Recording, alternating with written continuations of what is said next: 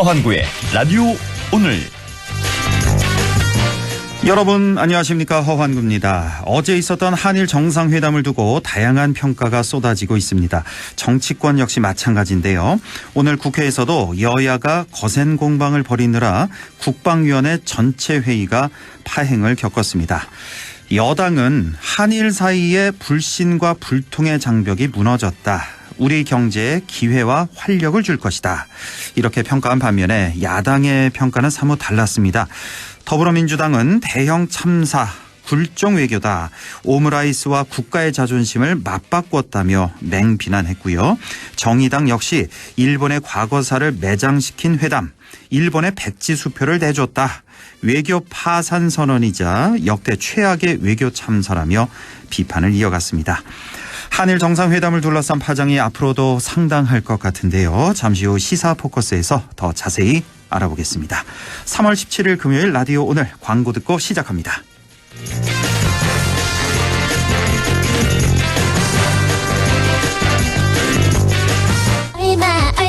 얼마에요? 인공지능 격리회계 얼마에요? 재고관리 제조 생산 얼마에요? 건설 현장 ERP도 얼마에요? ERP 월 39,000원. 창업기업은 6개월 무료, 비영리 관리도 얼마에요가 좋습니다. 얼마에요? 이 부가세 별도. 에즈랜드 쉽고 빠른 인쇄 에즈랜드 나만의 감성 굿즈, 대량 옵셋 인쇄, 소량 디지털 인쇄, 스마트 프린트 플랫폼 에즈랜드. 감사보고서, 세무조정 계산서도 에즈랜드. 호텔식 컨시어지 서비스의 품격, 도시와 문화 인프라 속의 감격, 이 모든 걸 누리는 당신이라는 자격. 롯데에서 선보이는 상위 0.1%를 위한 하이엔드 시니어 레지던스 VL 르웨스트. 문의 1811-9996 롯데건설.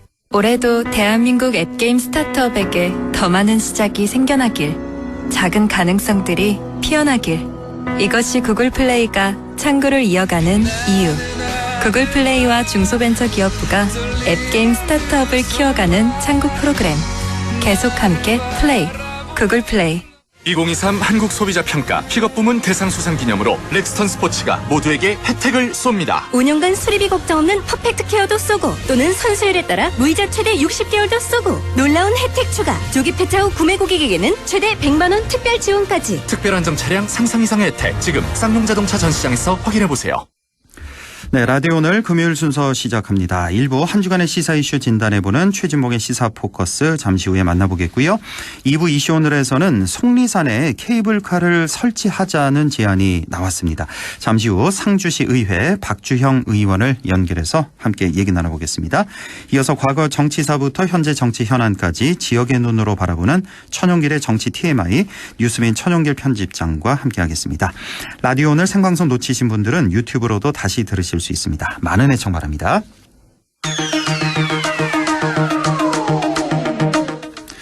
네, 최진봉의 시사포커스 성공회대 최진봉 교수와 함께합니다. 교수님 안녕하십니까?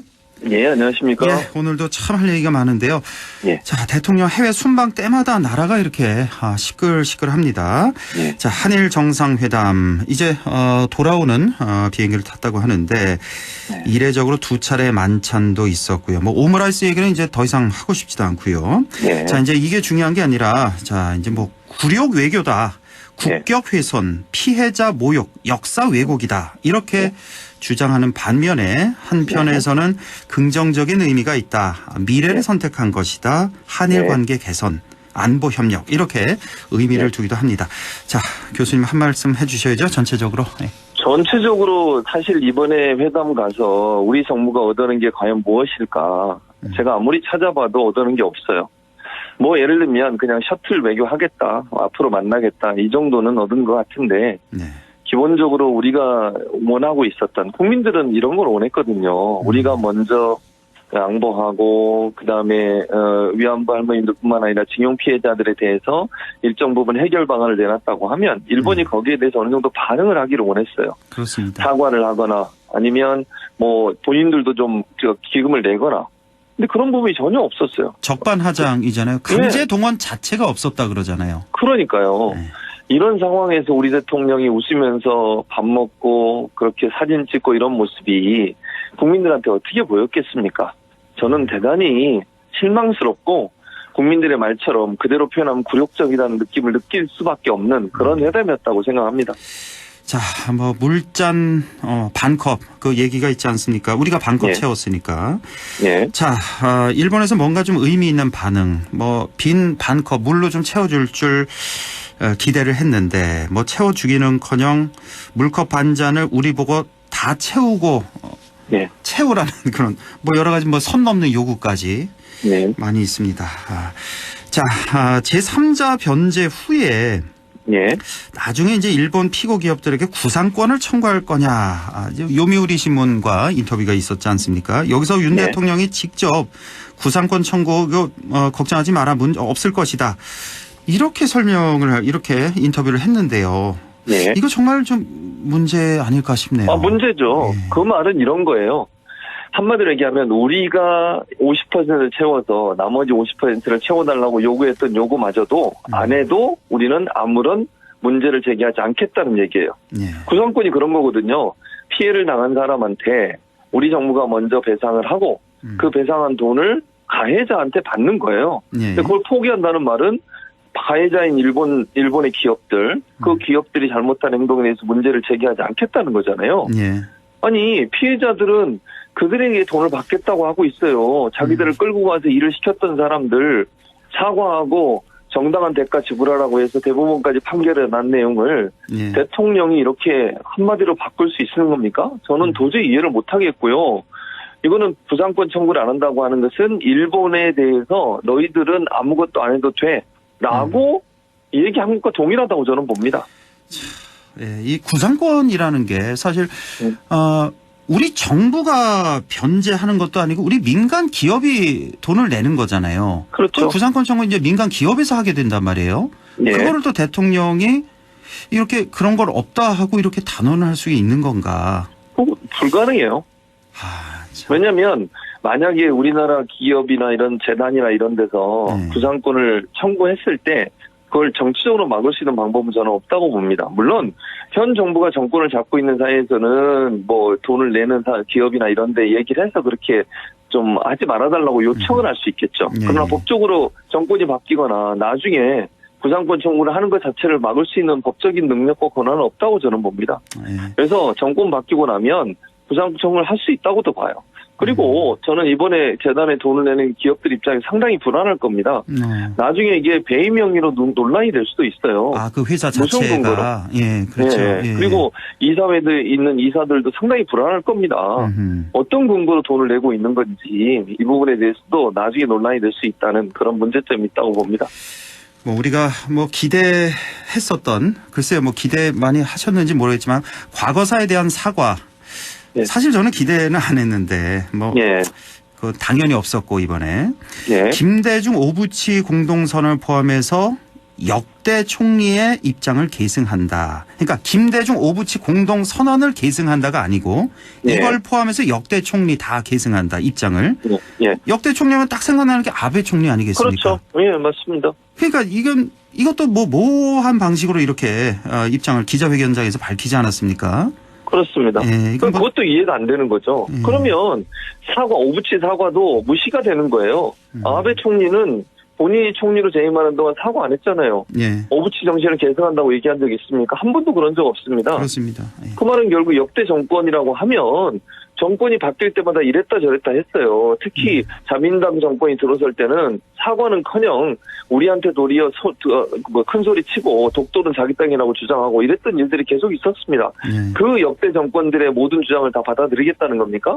사과 안 한 정권의 그 내용도 받아들인다고 하면 사과에 대해서도 별로 의미가 없다 이렇게 보시는 건지 모르겠어요. 그런 말을 왜 하시는지 제가 잘 모르겠고 명확하게 일본은 오부치 정신을 따른다고 하면 오부치 전 총리가 얘기했던 통렬한 사과와 반성이라는 말을 해야죠. 안 하고 있지 않습니까? 예. 근데 무슨 그걸 계승한다고 얘기를 할 수 있겠습니까? 그런데 우리 대통령실 반응이 이 사과가 없었다는 지적에 대해서 예. 역대 일본 정부에서 50여 차례 이미 사과를 했다. 이번 기시다 총리 발언은 사과 의미가 있는 것이다. 이런 식으로 설명을 했는데 예. 글쎄 이건 뭐 너무 좀 군색하고 좀 군색하죠. 구차하고 이 예. 말을 그대로 고지고대로 믿을 국민이 얼마나 될까 싶네요. 예. 저는 거의 없다고 생각하고요. 예. 아까 말씀드린 것처럼 이거는 역대 정권이란 말을 집어넣은 것도 저는 일본의 요청이나 요구가 있었을 가능성이 있다고 봅니다. 물론 네. 제가 확인을 안 해서 그걸 단정적으로 얘기할 수는 없지만 그렇지 않으면 이런 얘기를 이렇게 집어넣을 수가 없어요. 명확하게 사과를 할 생각이 있었다면 김대중 오비치 정신을 그대로 계승한다 이렇게 얘기했어야죠. 근데 그렇게 얘기 안 하잖아요.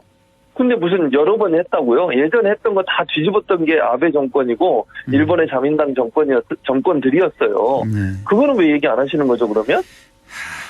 그리고 또 정상회담장에서 예. 그 두 가지 우리 눈에 띄는 두 가지 또 회담 그 내용이 있다고 하는데 바로 그 2015년에 맺었던 그 한일 위안부 합의 문재인 네. 정부에서 이제 파기를 했는데 자, 이 한일 위안부 합의의 착실한 이행을 요청했다고 기시다 총리가 우리 대통령에게 이렇게 전해졌고요. 보도가 됐고 예. 또 독도에 대한 일본 입장도 전달했다. 이렇게 네. 지금 보도가 됐습니다. 일본 언론에. 예. 자, 그런데 우리 대통령실이 오늘 오후에 입장을 공식 발표를 했는데 둘 다 논의된 바 없다. 위안부 예. 합의 얘기 없었고 독도 얘기도 없었다. 이렇게 발표를 했습니다. 예. 그러면 일본 언론이 거짓말했다는 건가? 한일 정상회담을. 네, 그렇게 지금 얘기가 되는 거죠. 그렇다면 일본 측이 강력 항의해야 되는 거 아닙니까? 일본 언론에. 당연히 항의하죠. 그러니까 만약 그게 사실이라고 하면 이게 이 내용에 대해서 일본 언론이 왜 그렇게 보도하냐 정정해달라라고 얘기를 해야죠. 정정 보도해야죠. 우리 대통령실이. 예, 정정 요청해야죠. 당연하죠. 네. 근데 이게 만약 사실이라면 이건 진짜 이제 상상하기도 싫어요. 왜냐면요. 얼마나 우리나라 대통령을 우리나라를 무시했으면 손님 불러놓고 가장 불편해하시는 얘기를 꺼내겠습니까? 그러니까요. 우리 영토인 독도에 대해서 얘기를 해요? 그 있을 수 없는 얘기예요. 아니 뭐 자기들이끼리 있을 때 뭐 그런 주장하는 거는 그럴 수 있다고 보겠습니다. 그런데 그 상대국 대통령이 와서 지금 회담을 하고 있는데 그런 얘기를 꺼냈다고 하면요. 정말 그건 윤석열 대통령과 대한민국을 무시하는 행동이에요. 근데 그런데도 만약 듣고만 있었다면 그건 더더욱 모욕적인 거고요. 그러니까 그런 말을 했는지 안 했는지 제가 모르겠는데 예. 그 얘기를 했다고 하는 언론의 보도가 맞다고 하면 그건 정말 우리나라가 너무 굴욕적인 일을 당한 거고요. 그게 사실이 아니라면 대통령실은 강력하게 그 언론사에 정정보도 요청을 해야 된다고 봅니다. 네. 글쎄 우리 대통령과 정부가 너무 순진한 겁니까? 그 물잔 반잔을 채우고 들고 갔는데 네. 반잔을 채워오기는커녕 뭐 혹 때려갔다 혹 딸고 온 그런 느낌? 그러니까 네, 그런 뭐 느낌이에요. 이거 말고도 네. 지금 뭐 독도 얘기, 뭐 위안부 합의 얘기 이거 말고도 뭐 초계기 문제, 뭐 소녀상 철거, 후쿠시마 수산물 뭐 다시 들여와라 등등 요구만 잔뜩 받아왔어요 지금 우리가 보면은. 그러니까요. 근데 그 모든 것들이 우리 국민들이 너무 화나는 내용들이잖아요. 예, 지금 예. 말씀하신 것처럼 초계기 문제도 우리나라 군함에 일본 초기가 위험스럽게 접근해가지고 비행을 해서 문제가 된 거예요. 그걸 자기들이 사과를 해야지 왜 우리가 사과를 합니까? 그러니까요.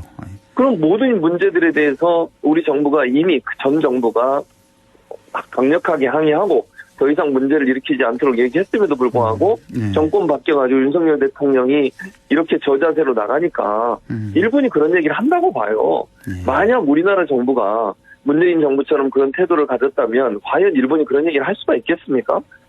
얼마나 저자세로 나갔으면 그런 말까지 하겠냐고요. 그렇게 말입니다. 이게 참 외교라는 게 정상회담이라는 게 뭐 5대5 아니겠습니까? 기본적으로. 그럼요. 주는 게 5, 받는 게 5.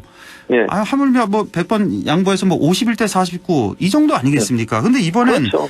완전히 100대 0인 게 뭐 하나 우리가 얻어낸 게 없는 게 지금 예. 뭐 또 얻은 거 뭐 지소미아 있지 않냐 뭐 수출 규제 그거 뭐 철회 있지 않냐 완화 있지 않냐 이거 얘기를 하는데 근데 예. 이 두 개도요 가만 보면은 이것도 알고 보면 둘 다 우리보다는 일본에게 오히려 이거 좋은 거 아닙니까? 그럼요. 이 두 가지가 맞아요. 수출 규제 일단 우리가 첫 다 번째. 우리 국산화 다 수출 했고 규제는요. 예. 우리가 이미 자생력을 가졌기 때문에 아무런 도움이 안 돼요. 우리한테. 오히려 이미 우리가 다 일본 하고 기업들이 있고요. 힘들었잖아요. 오히려 수출 그렇죠. 규제에서. 일본이 수출을 못해서. 예. 그리고 지소미아도요.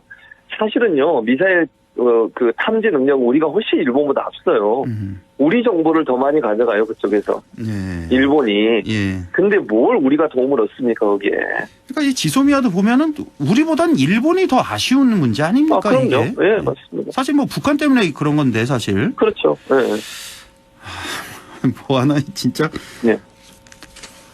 뭐 하나라도 좀 집어주시죠. 좀 아니, 잘한 저는 거. 예. 이번에 예. 대통령의 이런 모습이 국민들로 하여금 너무 굴욕적이 느끼게 하는 거예요.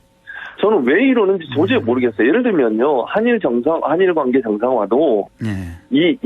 징용 문제와는 별개의 문제로 처리해야 한다고 저는 봐요. 문재인 정부 이렇게 했잖아요. 네. 징용 문제는 대법원 판결이 난 거니까 사법부의 결정이 돼서 행정부가 이러저러 할 수 없는 거다.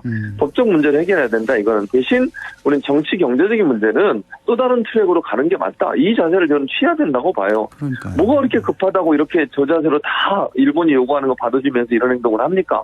이러면요, 앞으로 계속 윤석열 정부 내내 일본에게 끌려다닐 수밖에 없어요. 이렇게 약속해놓고 나중에 일본이 왜 안 해주냐, 약속 지켜라, 이러면 할 말 없을 거 아니겠습니까? 그렇습니다. 그러면 그 상처받는 건 누굽니까? 국민입니다. 국민, 대한민국 국민. 이런 행동을 하는 것 자체가 국민들한테 엄청난 모욕이 된다는 걸 좀 아셨으면 좋겠어요. 그냥 뭐 다른 나라도 아니고 일본 아니겠습니까? 이건 일본 그럼요. 대일 문제는 이건 보수진 뭐 따로 없는 거 아닙니까? 그건 이건 전혀 상관없습니다. 오히려 보수 쪽에서 더 분개할 이런 모습들인데 사실 뭐 국민 의견도 지금 한쪽으로 많이 쏠려 있는 것 같아서요. 이 네. 정부 여당에서도 대응하기가 사실 정말 뭐 대응을 하고 있습니다만은 솔직히 속마음으로는 참 곤란할 것 같아요. 많이 힘들 그럴 것 같아요. 거예요. 예. 제가 볼 때도. 네. 자, 정부의 근로시간제도 개편화 이것도 좀 한 말씀만 좀 네. 듣겠습니다. 주 69시간제로 한다고 했다가 또 반발이 있자 윤 대통령이 또 이 60시간 이거 무리 아니냐 이런 얘기를 했고 그러니까 그 대통령 후보 시절에 120시간 그 발언이 얘기했었죠. 기억이 자꾸 나가지고 예. 60시간은 무리다 이런 발언을 해서 참 네. 이거 너무 오락가락 유체이탈 또다시 나온 거 아닌가 이런 비판이 많은 것 같습니다. 당연히 그럴 수밖에 없죠. 아니, 무슨 정책을 하려면요, 충분히 공론화 과정을 거쳐서 해야 되는 거 아닙니까? 아니, 일단 던져놓고 불만이 많으니까, 비판이 많으니까 이제 공론화를 하겠다고 그래요. 이런 설익은 정책을 내놓으면 되냐고요. 정부가 그것도. 저는 말이 안 된다고 봅니다. 어떤 정책을 낼 때는 관련자들에 대한 이해 당사자들에 대한 의견도 듣고 공론화 과정도 거쳐서 국민적 공감대를 형성한 다음에 정책을 내야죠. 근로시간 같은 경우는 전 국민이 거의 모든 국민이 영향을 받는 겁니다. 근데 거기에 대한 공론화 과정도 없이 그냥 툭 던져놓고 그래놓고 문제가 되니까 또 본인은 슬쩍 빠져요, 대통령은. 그럼 제가 왜 이런 얘기를 드리냐면 그러라고 60시간 캡을 안 씌운 것 때문에 고용노동부를 또 질타를 하시더라고요. 왜 그거 안 했냐고. 근데 고용노동부가 그럼 자체적으로 이걸 했겠습니까? 저는 대통령실과 어느 정도 교류가 있었다고 생각합니다. 지시를 그런 게 받았겠죠. 없이 어떻게 당연히. 법을 만듭니까? 행정부가. 예. 근데 그런 상황에서 대통령실은 아무 그 문제가 없는 것처럼 말씀하시는 것도 국민들 볼 때는 이해가 안 되는 행동이다. 이런 생각입니다. 자, 전두환 씨 그 손자 얘기. 이건 네. 뭐 시작하면 너무 길 것 같은데 이거 뭐 네. 간단히 이것도. 자, 이제 뭐 상당한 폭로를 이어가다가 오늘 새벽에는 또 유튜브 라이브 방송에서 마약을 직접 네, 투약을 맞습니다. 했다면서요? 방송 중에. 예. 그러면서 이제 그랬었죠. 뭐 현지 경찰에 체포됐다고 하는데 이 전두환 손자의 폭로 이거 어떻게 보셨습니까? 저는 물론 이제 그 전 씨가 마약을 하고 환각 상태도 있었고 이런 부분이 있지만 내용을 보면 전혀 황당한 얘기가 아니라고 저는 생각해요. 예. 그러니까 일반적으로 지금까지 우리 언론에 보도됐던 내용들도 많이 있고요. 예. 또 하나는 그 우리가 의심했던 소위 그런 부분에 대한 구체적인 내용을 얘기하고 있잖아요. 상당히 구체적입니다. 예. 네, 예. 그런 내용으로 봤을 때 진실성이 저는 있다고 봐요. 뭐 100% 진실하냐 이 문제에 있어서는 제가 그렇게까지 확답은 못 드리겠지만 예. 기본적으로 이렇게 얘기하는 내용들을 보면 그동안 우리가 풀리지 않았던 의문들이 풀려요. 예를 들면 전두환 씨가 20몇만 원밖에 통장이 없다고 얘기해놓고 호화 생활을 했잖아요. 네. 골프도 치고 식당도 가고. 그 모든 일들이 이 사람의 말을 들어보면 어느 정도 그렇게 했겠구나라는 생각이 든다는 거죠. 그리고 실제로 와이너리를 하고 있고요. 그 예. 형이라는 사람은 예. 전재국 씨인가요? 삼촌인가요? 예. 그런 상황이기 큰아버지. 때문에 예. 이거 마약을 한 친구니까 이 사람 말은 믿으면 안 돼라고 그렇게 치부하기에는 너무 구체적이고 사실성이 높은 내용들이에요. 네. 그래서 저는 이 문제는 수사기관이 적극적으로 수사에 나서야 된다고 보고요.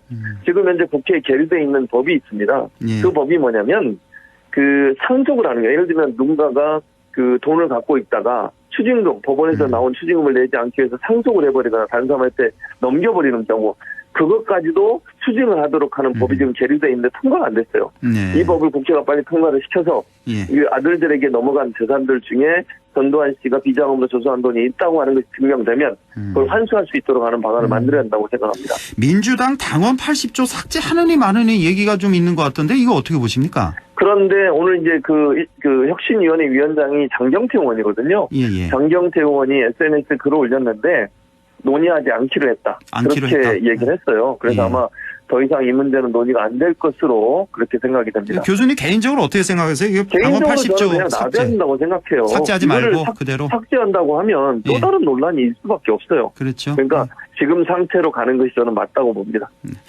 알겠습니다. 지금까지 성공회대 최진봉 교수와 함께했습니다. 고맙습니다. 예, 감사합니다. 네, 라디오는 잠시 후 2부에서 뵙겠습니다.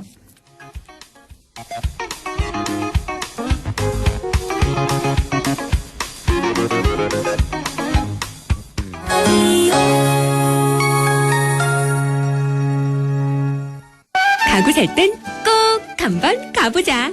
안동 명품 가구 백화점. 흑표 흑침대, 양성국 갤러리, 금성침대, 한국 가죽 소파, 장수돌 침대. 다양한 브랜드 가구를 한 곳에서 쇼핑할 수 있는 대형 가구 전시장. 안동 명품 가구 백화점. 오늘도 안전하게 음주운전 예방수칙 알려드립니다. 첫 번째, 술자리가 예정된 경우 미리 귀가 방법을 정하고 차는 가져가지 않는 것이 안전합니다. 두 번째, 음주 후 자전거나 전동 킥보드를 이용하는 것도 음주운전 처벌 대상에 포함됩니다. 세 번째, 과음을 한 다음 날에는 대중교통을 이용해주세요. 숙취 음주운전 역시 처벌 대상입니다. 네 번째, 음주운전을 방조하는 경우에도 3년 이하의 징역형 또는 1,000만 원 이하의 벌금형에 처해질 수 있습니다. 적극적으로 말려주세요. 위험한 음주운전 미리 예방하여 소중한 생명을 지켜주세요.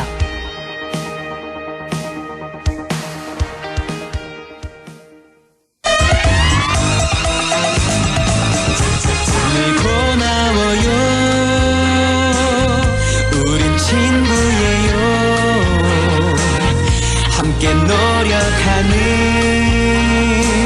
MBC와 함께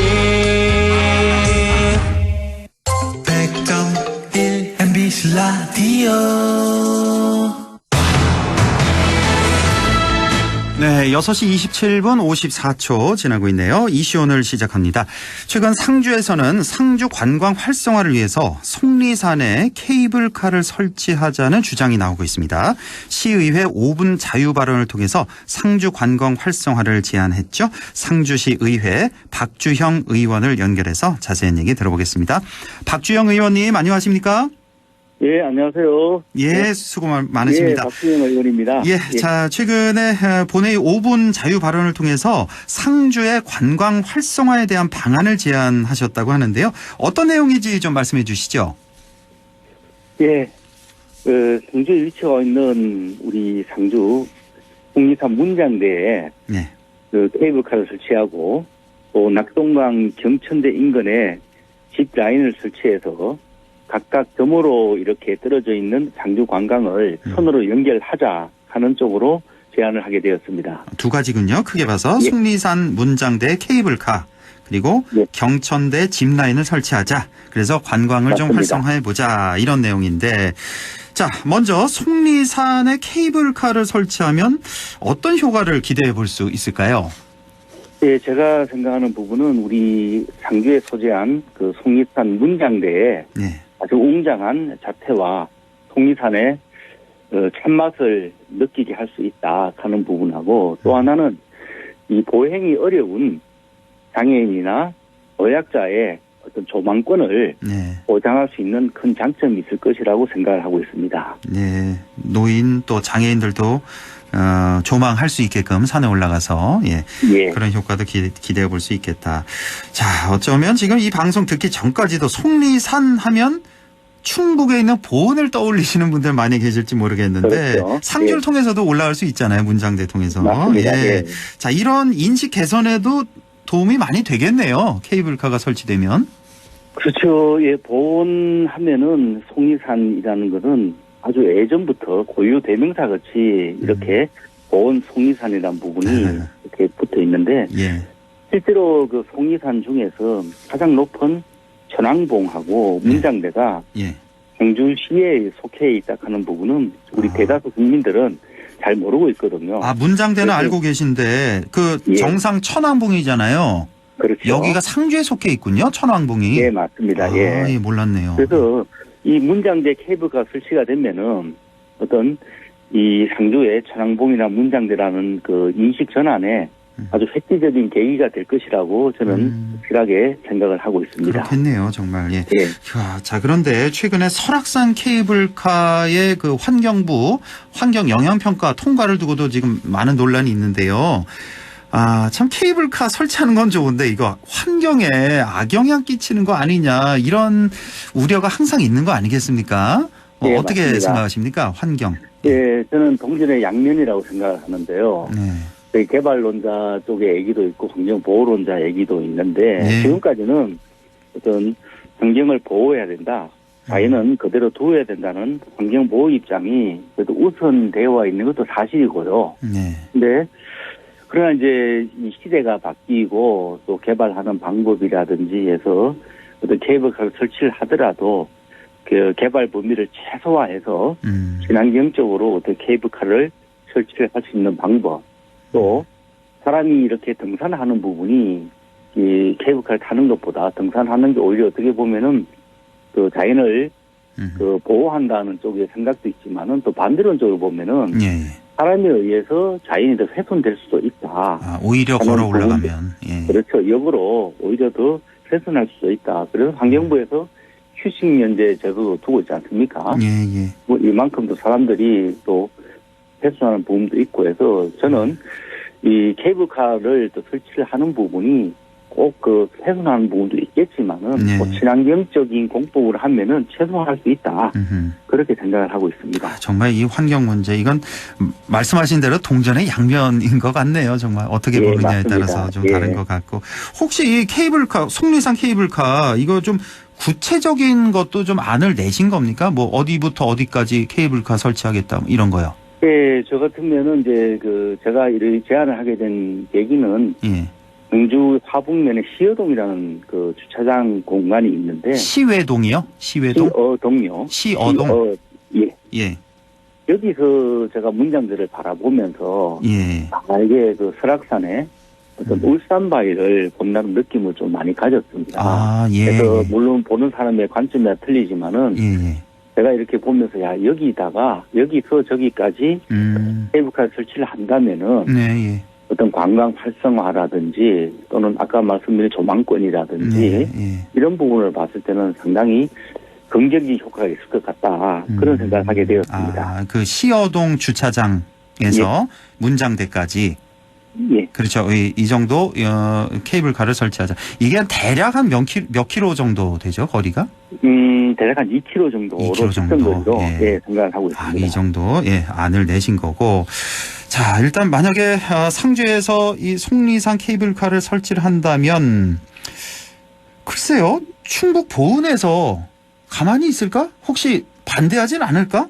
뭐 이런 생각도 좀 드는데 어떻습니까? 예, 같은 속리산이니까 물론 이제 그 이렇게 유추해 볼 수도 있을 건데 예, 예. 이제 보험 같은 경우는 이 법조사 일원을 2009년도에 명성으로 지정을 또 받았어요. 예. 그리고 또 케이블카 관련해서 제가 조사해 본 바에 의하면 2016년도에 예. 어떤 속리산 케이블카 기본 구상 타당성 영역도 이미 한 걸로 알고 있는데 예. 여기다가 2018년도에는 6월 달에 이 속리산 케이블카에 비견할 수 없는 예. 그 유네스코 세계문화유산으로 속리사가 등재가 되었거든요. 속리사가 예. 예. 예. 네, 그러니까 이 이제 유네스코에 등재를 할 때는 또 유네스코 등재함으로 해서 얻는 관광이라든지 어떤 속리사 위상이라든지 예. 이런 부분들이 엄청나게 시너지 효과가 있지 않습니까? 예, 예. 있는데 여기에다가 또 더불어서 케이블카를 설치하는 부분은 뭐 앞뒤가 맞지 않는다. 그래서 속리산 그 보원 쪽에서 네. 제가 이렇게 어느 쪽으로 계획하고 있는지는 모릅니다만은 예. 이 속리사 주변에는 유네스코 등재 관계 때문에 개발이 어렵지 않겠는가. 아. 저는 그렇게 생각을 하고 있습니다. 아, 어차피 보훈 쪽에는 케이블카 개발이 좀 어려울 것이다. 예. 이쪽 문장대 쪽이 나을 것이다. 이렇게 보고 계시는 거군요. 예. 예. 자, 여수나 통영처럼 케이블카 설치로 해서 지역경제 활성화에 실질적으로 큰 도움이 된 곳도 있지만 반면에 밀양에 가보면 그 영남 알프스 얼음골 예. 케이블카가 있는데 여기는 해마다 적자폭이 커지고 또 경영에 어려움을 겪는다고 하는데요. 이 예. 케이블카 설치도 중요하지만 이후 운영도 참 중요할 것 같은데요. 예, 옳은 지적입니다. 현재 상주가 사통팔달의 교통 요지로 지금 이렇게 되고 있는데 현재 영남 알프스 얼음골 케이블카보다는 접근성이 강도가 훨씬 뛰어나다. 그리고 이제 그 케이블카를 설치하고자 하는 주변으로 그런 견원산성이라든지 문장대 야영장, 오토 캠핑장, 장각포 등 그 관광객을 유인할 수 있는 어떤 그 각각의 이 관광지는 많이 산재되어 있는데 대표 관광지가 대표적으로 이렇게 끌어당길 게 부족하다 보니까 상주가 좀 활성화되지 않은 부분이 있는데 제 생각에는 이 문장대 케이블카가 설치가 되면은 기존 상주에 되어 있는 어떤 인프라에다가 또 상주의 접근성 이런 부분이 된다면은 상당한 시너지 효과가 있어서 그 사회자께서 아나운서께서 말씀하시는 어떤 운영의 어려움 물론 저도 생각을 많이 해봤습니다만은 이 부분은 그 기후가 되지 않을까 그렇게 생각을 하고 있습니다. 그렇군요. 혹시 상주시와도 좀 얘기가 됐습니까? 케이블카? 담당 아직까지 크게 제가 제안은 했지만은 아직 그 담당과라든지 쪽하고 실무적 얘기는 하지는 않았습니다. 그렇군요. 이제 얘기를 꺼낸 단계다라는 말씀이시고 그 경천섬 일대 이쪽에 뭐 짚라인을 설치하자 이런 안도 내셨는데 이것도 좀 설명해 주시겠어요?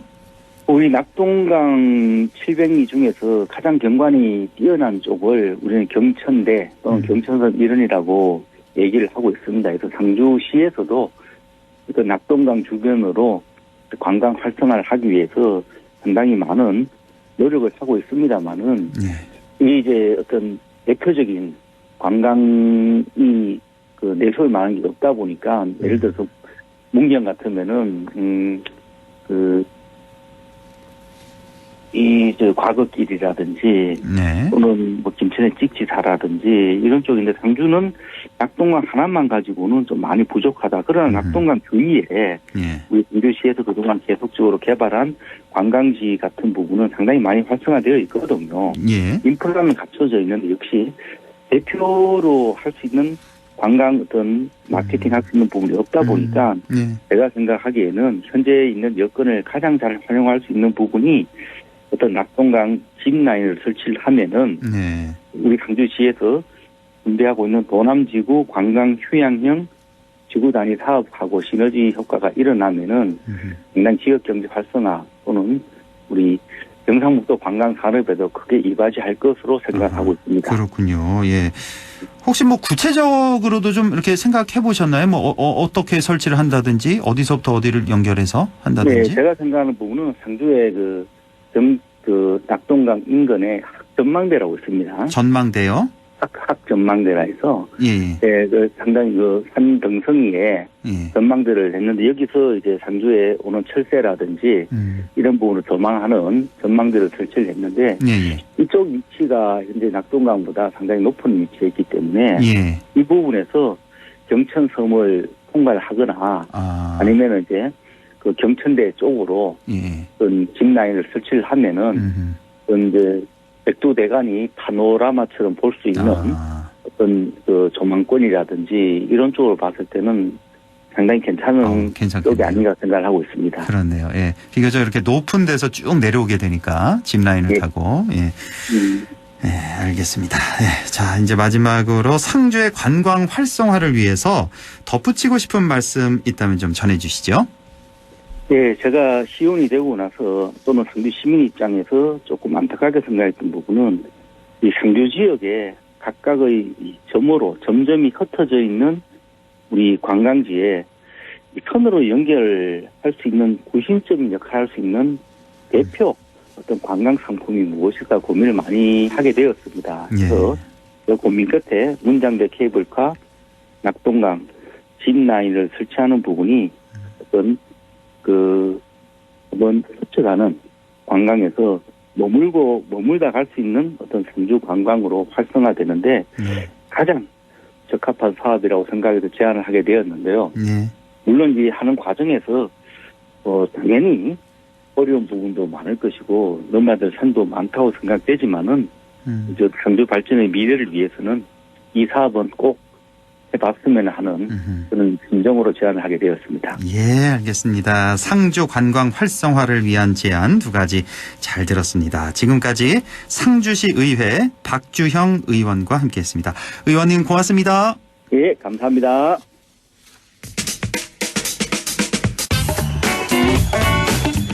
네, 바로 이어가죠. 천용길의 정치 TMI 뉴스민 천용길 편집장과 함께합니다. 안녕하십니까? 네, 안녕하십니까. 예, 오늘 정치 TMI 주제는요? 네, 지금 이맘때가 농촌 지역에서는 일손이 많이 필요해지는 시기인데요. 이때 또 빠질 수 없는 게 외국인 계절 노동자 분들입니다. 예. 이와 관련해서 이 정부의 이주민 정책과 우리 경북 지역의 정치권 이야기 함께 준비해봤습니다. 예, 이주민 정책 그리고 경북의 정치까지. 네.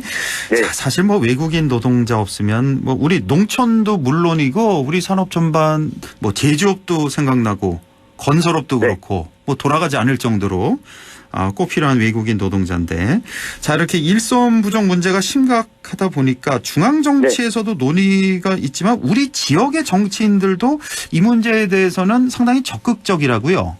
맞습니다. 특히 경북 지역 같은 경우에는 코로나19 때문에 이 외국인 노동자들이 들어올 수 없게 되면서 시장 군수들이 나서서 법무부를 찾아가서 좀 예외로 좀 허용해달라 이런 요구를 하기도 했었거든요. 그래요. 예. 네, 그러면서 이철우 경북도지사도 이와 관련해서 적극적인 좀 입장을 냈었는데요. 지난 14일에 이 경상북도에 올해 배정된 외국인 계절 근로자가 발표가 됐습니다. 예. 이 법무부로부터 승인을 받아서 경상북도에 배정이 되는데 총 5,614명인데 예. 이 가운데 북부 지역이 차지하고 있는 외국인 계절 근로자가 상당히 많습니다. 이 상주가 914명으로 가장 많고요. 예. 영양이 830명, 그리고 봉화가 718명, 청송이 627명으로 이 북부 지역의 거의 뭐 절반 이상이 이 경북 전체에 들어오는 계절 근로자 가운데 북부 지역이 차지하고 있거든요. 그러네요. 예. 네. 그런데 뭐 이 외국인 계절 근로자 분들의 경우에는 주로 뭐 5개월, 길더라도 뭐 6개월 정도 이 비자를 발급받고 들어오게 되는 상황입니다. 네, 그렇죠. 그리고 5, 6개월 일하고 또 반드시 돌아가야 되니까. 네. 자, 그런데 이렇게 네. 계절 근로자 비자 기간이 이렇게 짧다 보니까 이탈하는 노동자가 많다면서요. 뭐 이탈하는 게 그 5, 6개월 지나서 귀국을 안 한다는 얘기인가요? 이게 어떻게 되는 거죠? 이탈하는 외국인 계절 근로자들의 경우에는 5개월이나 6개월로 들어왔는데 이 기간을 다 채우지 않고 이 다른 일자리로 사라지게 되는 경우를 이야기합니다. 원래 뭐 농사 지으러 왔는데 다른 데로 가는군요. 그렇습니다. 특히 뭐 농사 지으러 왔다가도 일당을 10,000원이나 15,000원 더 준다고 하면 그쪽으로 이탈하는 경우가 잦아서 행정 입장에서도 좀 골머리를 앓게 되는데요. 일단 올해 나온 대책으로는 입국 전에 사전 교육을 좀 철저히 하겠다. 그리고 시군별로 농촌 인력 지원 전담팀을 좀 확대해서 구성하겠다. 또 인력 선발 시에도 이 성실하게 근무했던 이력이 있으면 재입국을 할 수 있도록 하겠다. 여러 가지 방지책을 마련했지만 그럼에도 불구하고 여전히 좀 이 불안해하는 게 사실입니다. 때문에 나왔던 이야기가 이 외국의 자치단체에 보증금을 넣어놓고 이 본국으로 돌아갈 때 돌려받는 제도가 필요하다라고 하는 주장도 보증금. 나왔는데 사실 이것도 보증금을 그냥 포기하고 비자가 이 만료된 상태에서 수년간 우리나라에 더 남아서 일을 하게 되면 더 많은 돈을 벌 수 있지 않겠습니까? 때문에 뭐 실효성 문제가 있어서 이 제도 역시 시행되지 않았습니다. 보증금을 포기해버리고 네. 불법 체류 형태로 남아있는 거죠. 그러니까 수년간 맞습니다. 더 일하면 더 많은 돈을 벌 수 있기 때문에. 예. 네. 자, 이런 뭐 여러 가지 문제점 지적을 해 주셨는데 그래서 이제 경상북도에서 뭐 적극 대책을 마련했다고요? 네, 이철우 도지사가 적극적으로 좀 메시지를 냈는데요. 이 지방정부가 좀 주도해서 외국인 광역비자 도입을 추진하자라고 외국인 제안을 했습니다. 광역비자요? 이건 네. 어떤 거죠?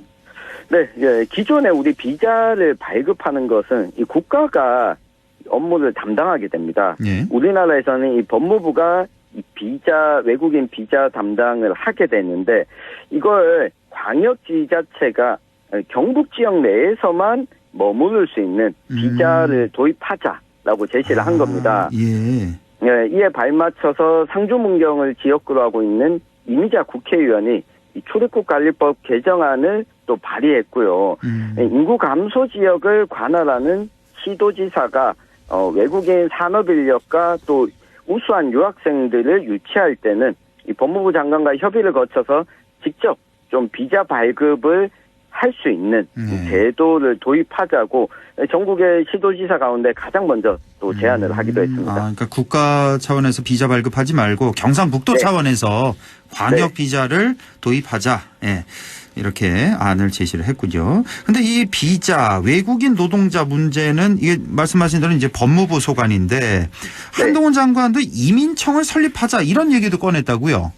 맞습니다. 뭐 한동훈 장관이 지난 7일부터 14일까지 유럽 지역을 다니면서 이민청 설립을 위한 정책 연구 차원에서 이 순방을 다녀왔습니다. 예. 지난해 법무부 장관 취임하면서도 이 이민청 설립을 적극적으로 좀 주장을 했고 올해 이민청 설립을 위한 좀 계획을 내놓겠다고 밝히기도 했는데요. 예. 근데 한 가지 좀 의아한 부분은 이민청 설립을 주도하는 등 그러니까 외국인 노동자들의 유입이나 이민을 적극 장려하는 방안을 내놨는데 예. 기재부에서는 이에 대해서 조금은 좀 부정적인 입장을 내놓으면서 예산이 삭감되기도 했습니다. 기재부. 네. 아무래도 뭐 돈 문제를 꺼냈겠군요. 네. 돈이 많이 든다. 네. 그러면서 정부가 법무부가 또 지금 현재 있는 이 비자가 만료된 불법 체류 외국인을 41만 명 수준인데 이걸 20만 명대로 줄이겠다면서 오는 3월부터 4월까지 집중 단속 기간을 또 벌이고 있거든요. 그래요. 네, 사실 이게 조금 엇박자가 나는 정책인데 지금 농촌에 계신 분들은 잘 아시겠지만 비자 기간이 계절 근로자가 짧다 보니까 좀 필요할 때 쓰고 다시 또 언제 들어올지 알 수 없고 그렇죠. 숙련된 노동자가 계속해서 일할 수 있으면 좋은데 이게 비자 기간이 짧다 보니까 활용하지 못하는데 그러다 보니 농촌 지역에서도 비자 기간이 만료된 불법 체류 외국인 노동자 인력에 기댈 수밖에 없는 상황이거든요. 그래요. 때문에 이를 좀 양성화하자라고 하는 의견이 최근에 나오고 있는데 이민청 설립을 추진하면서 이 불법 체류 외국인 노동자들을 또 단속하는 정책이 동시에 추진되고 있다 보니 이게 좀 현장에서는 어리둥절한 상황입니다. 그렇군요. 그러니까 네. 우리 농촌 농민들 입장에서 보면 이제 뭐 5, 6개월 일했으면 이제야 이제 일을 알고 잘 할 때가 됐는데 이제 돌아가 버려야 되니까 다음에 들어오더라도 또 그 노동자가 그대로 그 집으로 온다는 보장이 없기 때문에 그렇습니다. 그러니까 이 불법 체류를 암암리에 그러니까 이 농가에서도 알면서도 이렇게 일을 함께 할 수도 있겠군요. 불법 체류 신분이라는 걸 알면서도. 양성화하자는 의견이 현장에서도 많이 나오고 있는데 또 이 숫자를 줄이겠다고 하니 예. 좀 현장에서는 이게 어느 방향으로 가고 있는지 이 방향을 잡지 못하는 거죠. 그러니까 뭐 불법 체류자 뭐 말 그대로 불법이니까요. 이걸 뭐 네. 단속을 하는 걸 뭐 비판을 할 수는 없겠지만 자 근데 불법 체류 외국인이 41만 명이나 됩니까? 네, 상당히 많네요. 코로나19 때문에 생각보다. 예, 코로나19 때문에 본국으로 돌아가지 못하는 것도 있고요. 새로운 외국인 예. 노동자가 들어오지 못하는 상황이라서 이 법무부 출입국관리소 쪽에서도 이를 다 단속하고 강제로 추방해버리게 되면 국내 산업 인력에 이 타격이 있다 보니까 그동안은 좀 암암리에 이 불법 체류 외국인 노동자들에 대해서 단속을 하지 않아 왔습니다. 예, 그렇군요. 예. 자, 이 이주민 정책에 있어서 우리 지역 네. 정치인들도 적극적이다라고 아까 말씀을 해주셨는데 좀 네. 입장 차이가 좀 있다고요. 네, 김영동 의원이 지난해 9월에 출입국과 외국인 관리 업무를 전담하는 이민청 설립을 위한 이 법률안을 대표 발의했습니다. 예. 적극적으로 이민청 설립에 나서고 있는데 이와 또 반대로 외국인 노동자 비자를 광역 비자로 확대하자고 좀 제안을 했던 이미자 의원 같은 경우에는 예. 이민청을 당장 만들기에는 국민적인 공감대가 좀 형성되지 않았다면서 조금은 속도 조절이 필요하다는 입장이거든요. 예. 앞서 뭐 야당인 더불어민주당과 정의당의 경우에도 총선과 대통령 선거에서 이민청 설립을 공약으로 제시한 바가 있었는데 이 정부 여당 내에서 이를 두고 좀 의견이 엇갈리고 있다 보니까 사회적 논의가 아직 진행되고 있지 않은데 얼마 전에 끝났던 WBC 야구 경기를 보셨으면 아시겠지만 예. 뭐 우수한 인력과 관련해서는 외국 국적을 가지고 있더라도 국가대표팀에 적극적으로 받아들이지 않았습니까? 맞습니다. 뭐 어머니가 뭐 한국계라든지 뭐 이런 식으로 해서 네, 그렇습니다. 때문에 현장에 좀 목소리를 반영해서 정치권에서도 좀 논의를 활발히 진행시킬 필요가 있어 보이는 상황입니다. 그렇군요. 예.